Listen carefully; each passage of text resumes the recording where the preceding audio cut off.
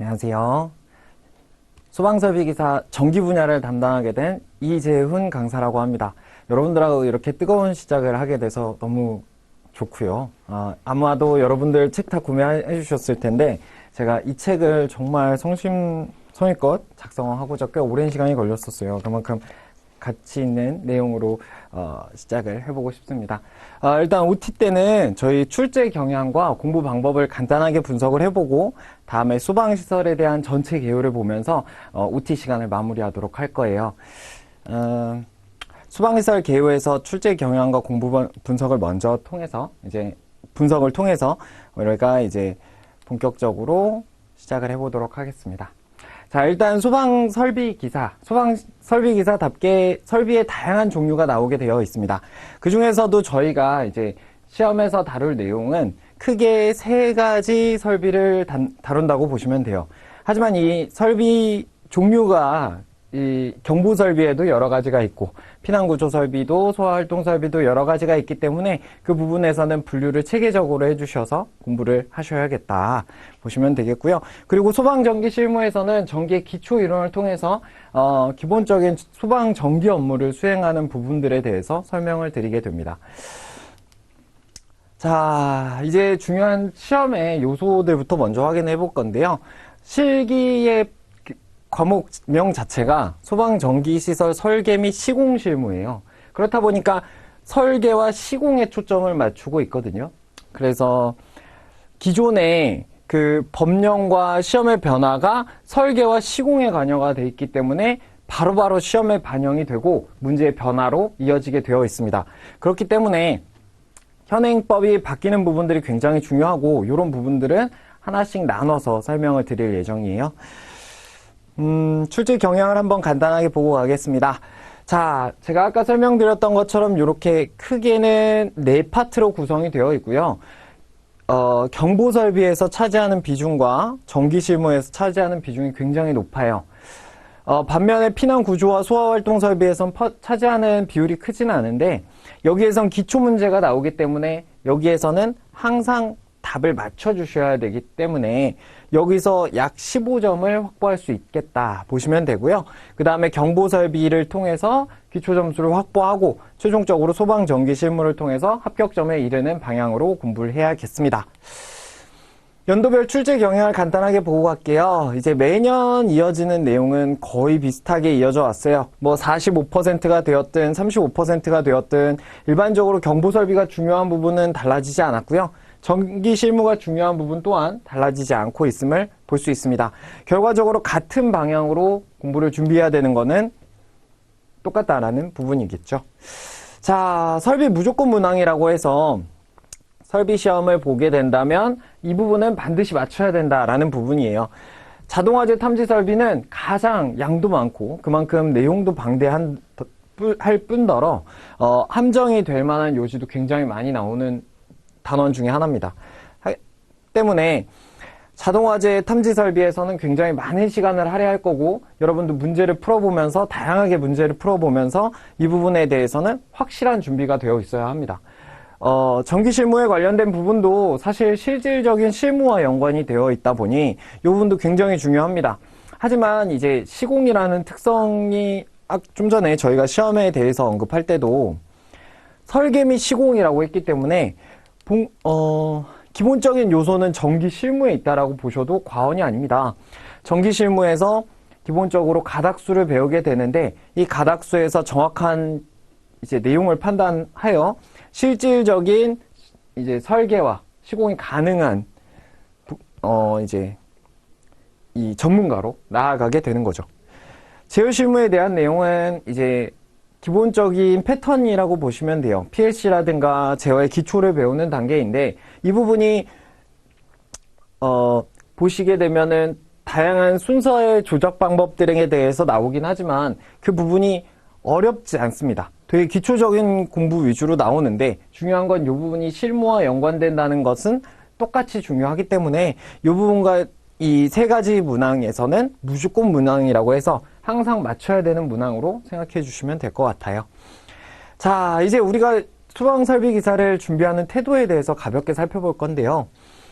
우리가 이 공부를 왜 하는지 그리고 이 공부를 어떤 목적으로 하는지 모두 다 다를 거예요. 하지만 적어도 이 소방설비기사의 합격점에 이르기 위해서는, 그리고 합격 후에 원활한 생활을 위해서는 이런 태도는 갖춰주셔야 된다는 부분을 설명드리고 싶었습니다. 일단은 시설 업무 기본을 다지는 시간으로 보셔야 돼요. 단기적인 암기보다는 장기적인 암기를 지향하셔야 되고, 암기보다는 이해를 위주로 해서 체득하는 게 중요하다라고 생각합니다. 그래서 이런 부분을 위주로 설명을 드릴 때 저는 장기적인 기억으로 남아야 될 부분에서는 좀 다소 어려운 설명이 되더라도 설명을 끝까지 드리도록 할 거예요. 기출에 기반한 문제가 다수 출제되는 시험이라고 합니다. 시험입니다. 이 시험은 정말 기출을 잘 만든 시험이에요. 필기 때도 느꼈지만 실기 때도 많이 느껴지실 거예요. 실무와 굉장히 적합하다는 부분을요. 그래서 기출에 기반한 문제가 다수 출제되는 시험이기도 합니다. 그만큼 기출이 믿음직스럽기 때문에 우리 기출을 지향해서 문제를 내자라고 판단을 하신 거예요. 굉장히 중요합니다. 그리고 중요한 건 소방설비 기사에서 굉장히 많이 다뤄지는 부분이긴 한데, 굉장히 다양한 요소가 나오고 왜 이 내용을 설명하는지 등등 많은 내용들이 나오는데요. 새로운 내용을 만났을 때 우리는 분명히 이유와 목적을 생각하셔야 됩니다. 예를 들어서 우리가 책을 이미 구매해 주신 고객님이 이제 죄송합니다. 학생분이 계시다면 페이지를 우리 한번 뒷페이지로 가보셔서 우리가 이 비상 조명 등에 대한 내용을 가볍게 봐볼게요. 페이지는 119페이지고요. 여기서 보시면은 휴대용 비상 조명 등이란 화재 발생 등의 정전 시 안전하고 원활한 피난을 위해서 피난자가 휴대할 수 있는 조명 등이다 라고 해서 정의는 가볍게 나왔어요. 그쵸? 근데 여러분들이 이 정의를 만약에 외우려고 한다면 이 정의에서 발생 시, 정전 시, 안전하고 원활한 피난 이런 식으로 하나의 맥락을 잡을 게 아니라 실제 피난을 할 때 쓰이는 설비구나 라는 형태로 단어의 맥락과 의미를 좀 깨우치면서 공부를 하는 부분이 굉장히 중요하고요. 그렇기 위해서는 이유와 목적을 정확하게 아는 게 중요하다는 것을 강조해 드리고 싶었습니다. 단순하게 암기만 해야지, 이거 외워서 빨리 끝내야지 라고 생각하시지 마시라는 이 의미에서 이런 부분을 담아봤어요. 소방설비기사 실기 기출문제의 특징을 한번 보도록 하겠습니다. 자, 법령의 변화를 반영하여 이제 주요 출제 문제들이 이탈됐습니다. 자, 예전에는 우리가 가닥수 문제를 할 때 전화선이 있었어요. 근데 현재는 전화선을 빼는 형태로 법령의 변화가 되었습니다. 우선 경보도 변화가 되었어요. 예전엔 직상층에 대한 경보만 울렸는데 지금은 직상 4개 층에 대해서 경보를 울리고 있습니다. 자, 이것처럼 법령의 변화가 발생이 했고, 요거에 대해서 출제 문제가 이탈하고 요거에 따른 신유형이 추가될 것으로 예상이 됩니다. 그래서 이 부분 굉장히 중요하기 때문에 이제 수업을 하면서도 굉장히 강조할 부분 중에 하나예요. 법령에 대한 변화를 먼저 설명을 드릴 거고요. 그리고 신유형이 추가된다면 이런 부분에서 추가될 수 있다고 말씀을 드릴 겁니다. 그래서 결과적으로 최종적으로 저희의 목표는 합격점 이상의 장기적인 기억의 안착까지 이제 목적으로 하도록 하겠습니다. 그리고 접수 인원의 증가에 따라 함정 문제 비중은 올라갈 것이라고 했습니다. 접수 인원이 많이 증가할 겁니다. 소방 안전관리자에 대한 처우도 많이 개선이 됐고요. 그리고 최근에 법령이 개정되면서 1급 선임을 무조건 이제 단독 선임을 걸게 되면서 회사에서의 채용 비중도 많이 높아진 상황입니다. 그렇기 때문에 지원 인원도 많아졌고, 이거에 따라서 함정 문제 비중을 올려서 점수의 고점을 올리는 형태로 시험이 이제 난이도가 다소 높아질 것으로 예상이 됩니다. 단 전반적인 시험의 추세가 기출문제 위주인 기조는 유지가 될 것이다. 자, 아까 제일 처음에도 말씀을 드렸지만 기출문제가 굉장히 중요한 시험이라고 했고요. 이 기출문제의 트렌드가 굉장히 잘 나와 있는 문제들이 많고요. 매년 이 기조를 튼 적이 없습니다. 이번에도 마찬가지일 것으로 예상이 되고요. 전반적인 시험의 추세를 트는 형태는 아니겠지만 함정 문제는 많아질 것이다 가 이제 저희의 예측이라고 보시면 될 것 같아요. 가닥 수색이 문제의 경우는 함정 등이 준비될 것으로 예상된다. 제가 크게 말씀드려서 어떤 항목인지를 설명을 안 드렸었는데, 이 가닥 수색이 문제와 그 경보 설비에서 자동화재 탐지 설비 같은 경우는 문제의 함정을 팔 수 있는 여지가 너무 많아요. 그래서 그런 부분들에 대해서 함정 등이 준비될 것이므로 요거에 대해서는 수업 중간중간 설명드리면서 함정에 대비할 수 있는 방법들을 같이 이야기해 보도록 하겠습니다. 자, 그리고 실무에 대한 평가가 중요하고 대부분 전기 분야의 경우 감지기 및 전기 실무에 대한 부분이 크고 시험 또한 해당 분야 위주라고 나와 있습니다. 자, 전기 실무라는 그 마지막 4파트를 정말 강조하고 싶은 부분 중에 하나인데요. 실무에 대한 평가로 이어지는 거기 때문에 기본적인 실기 업무는 작업형이다 라고 하는 요소가 있죠. 그래서 필답형이면서도 작업성의 평가 요소를 갖춰야 하기 때문에 이 실무에 대한 평가를 강조할 수밖에 없습니다. 그래서 이 부분에 대해서는 이제 설명을 하면서 같이 강조를 해 볼 거예요. 그래서 중간중간 강조가 되는 요소는 더 깊이 공부해 주셔야 합니다.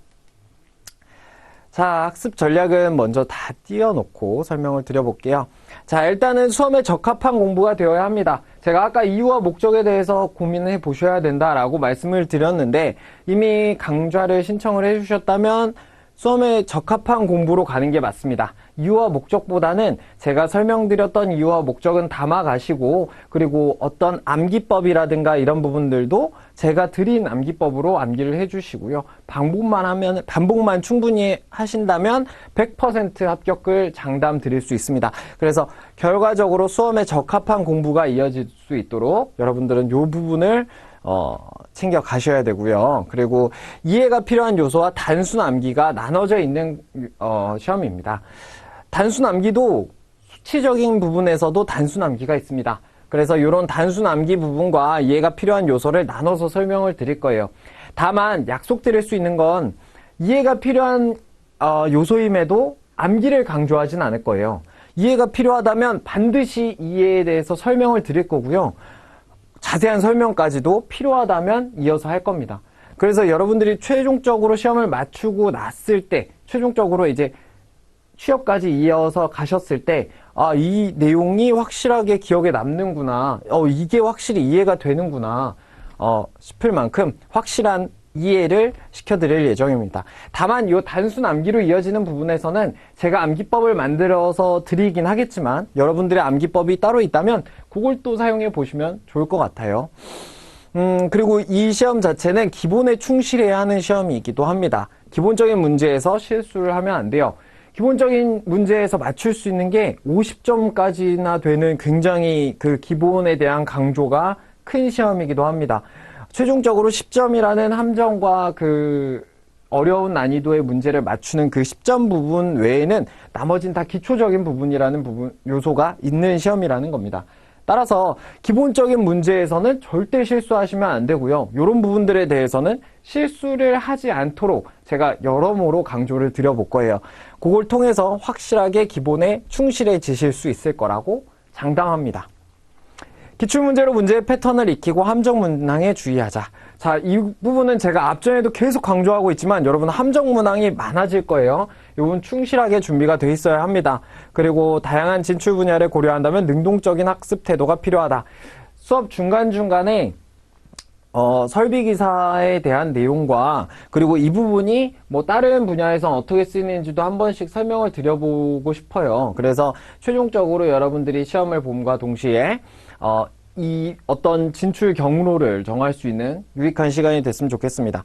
저는 수업 시간에 이제 다른 외적인 설명을 드리는 걸 별로 좋아하진 않아서요. 많은 시간을 할애하진 않겠지만 이 분야가 워낙 다양한 진출 경로가 있다 보니까 그거를 충분히 보여드릴 수 있는 시간은 가져가고 싶어요. 그래서 그 부분을 간단하게 설명드린다는 부분으로 이해해 주셨으면 좋겠고요. 자, 그러면 이제 소방시설에 대한 전체 개요를 한번 보도록 할게요. 소방시설이라고 하면요.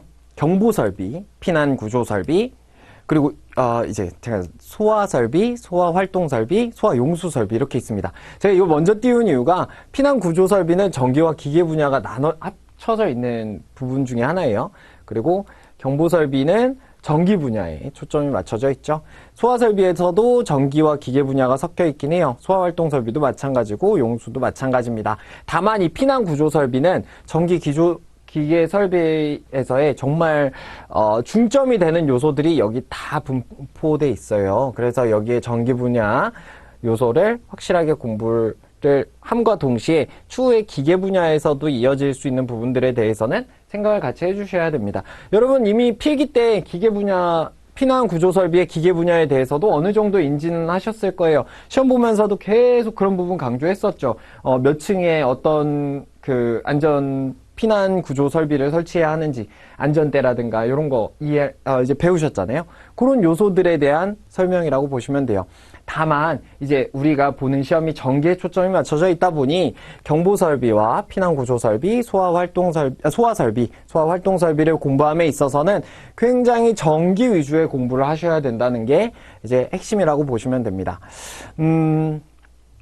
우리가 이게 왜 이렇게 5파트로 나눠져 있는지 가볍게 설명을 한번 해봐야 될 것 같아요. 제가 머릿말에는 가볍게 설명을 해드렸으니까요.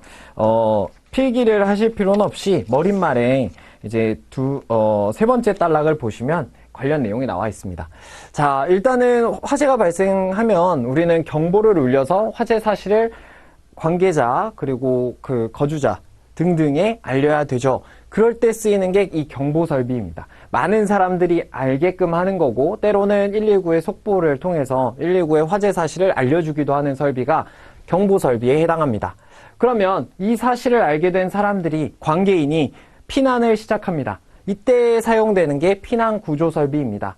피난이 원활하게 이루어지면 좋겠는데 피난 경로에 따라서 때로는 문 앞에서 병목이 생기기도 하고 원활한 피난이 안 될 수 있어요. 그런 부분들에 대해서 피난 구조 설비를 통해서 원활한